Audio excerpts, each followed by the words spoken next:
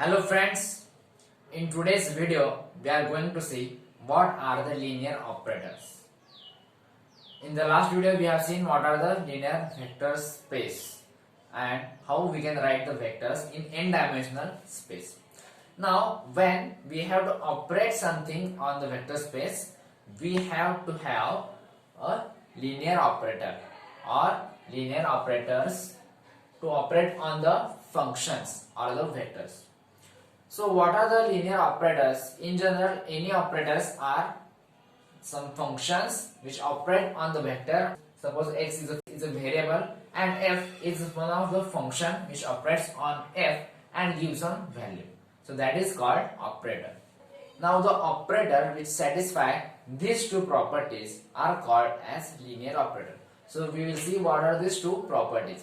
The first property is f of x plus y is exactly equal to f of x plus f of y. Similarly, we have another property c into f of x, or f the function or the operator is operated on c into x, where c is the constant. Here x and y are variables and c is constant. So for all variables x and y, this property should satisfy.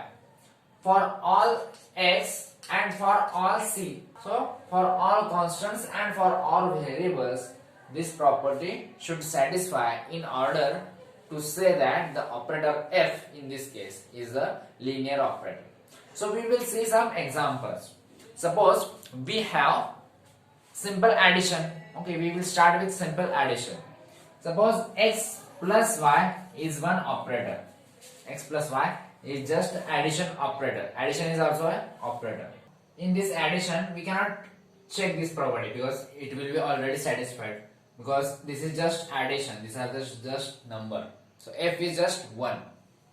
So if f is equal to 1, then x plus y is equal to 1 into x plus 1 into y. So we can satisfy this. Now we are going to check the another property, second property. Suppose I am using this c into f of x. So whether we can separate this or not. So this is equal to cx plus cy. So this follows from the simple rules of algebra.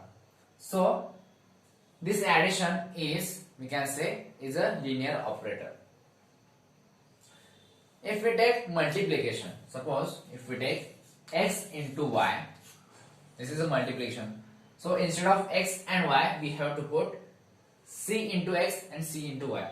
So if I put c into x and c into y, so this will become c square into xy. This will not become c into xy. So this is not a linear operator. So similarly, if we take a square of one number, then that also is not a linear operator. You can check this from the same property or using this property also. Suppose we are taking x plus y bracket square.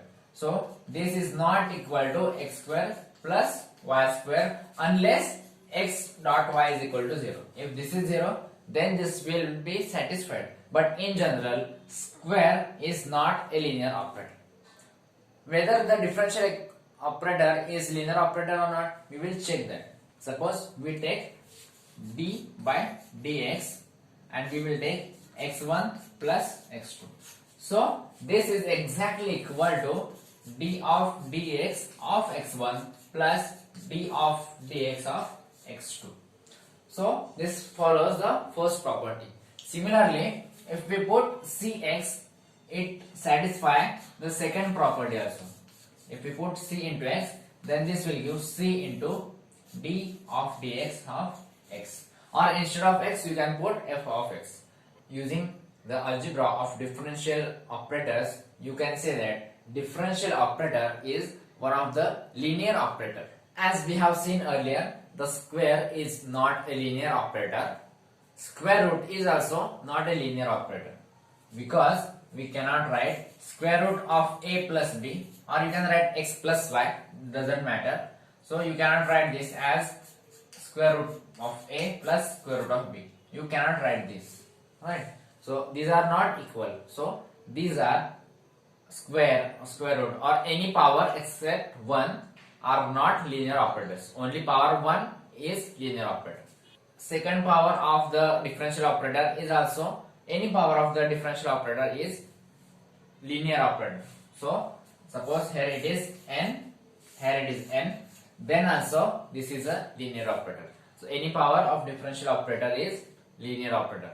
So if you see, we have seen the operator for momentum, we have seen the operator for the kinetic energy. They include first order derivative.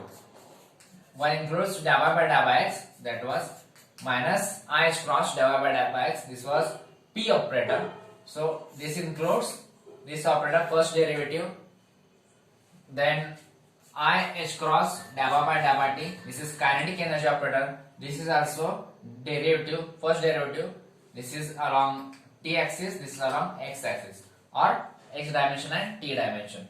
So these are the linear operators. So in quantum mechanics, we often deal with linear operators. There is another way of writing operators, and that is called matrix notation. In general, if a matrix of dimension n, square matrix, so let's take a matrix with dimension 2, let's say A11, A12, A21 and A22. So this is one operator, or this is one matrix. So any n by n matrix, that is the square matrix of dimension n. In this case, n is equal to 2 because there are 2 rows and 2 columns.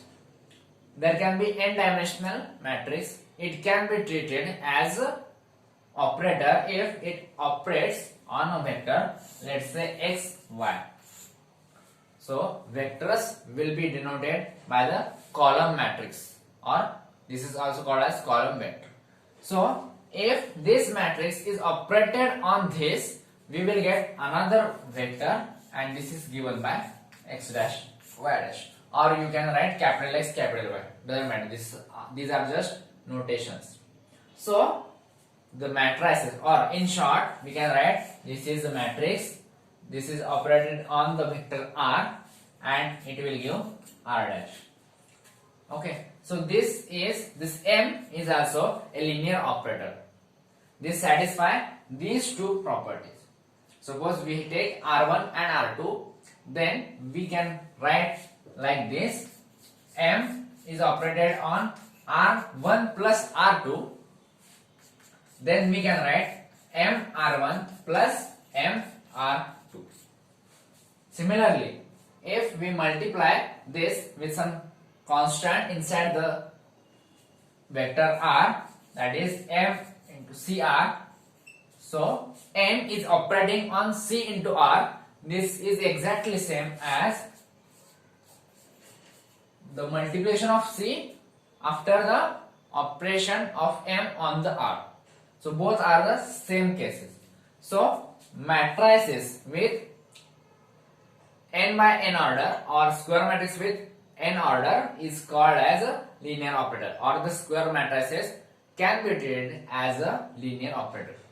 In the next video, we are going to see Hermitian operator, which we require in quantum mechanics very often, or you can say all operators in the quantum mechanics we use are all Hermitian operators. So in the next video, we will see what is Hermitian operator.